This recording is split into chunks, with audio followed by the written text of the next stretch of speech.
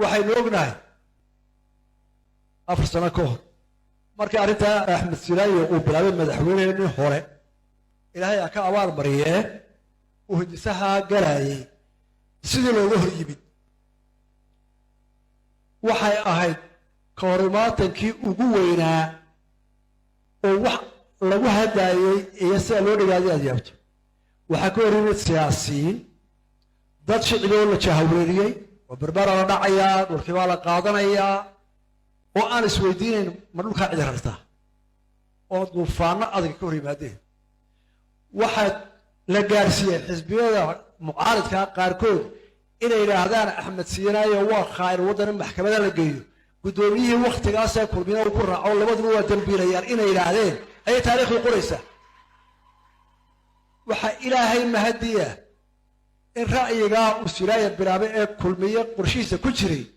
in maanta kii ka soo horjeediyay kii kala si isku mid ah farxad hadalka dawladda Imaaraadku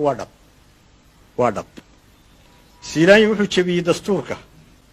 wuxuu khiyaameeyay shacbigii wuxuu himiladoodii ku raday hog madow oo ay adkaanayso in dib looga soo saaro wuxuu mutaystay in maxkamad la hor keeno oo lagu qaado khiyaamo qaran madaxweyne Muuse Biixi Cabdi wuxuu qayb ka ahaa shirqoolka iyo dhagarta kulmiye u maleegay shacbiga Soomaaliland marka hore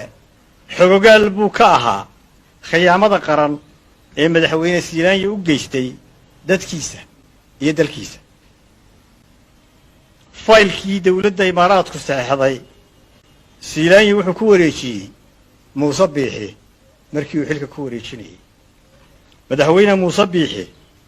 wuxuu haystay fursad markuu kursiga madaxweynaha ku fadhiistay oo ahayd inuu saxo khaladkaas ama shacbigiisa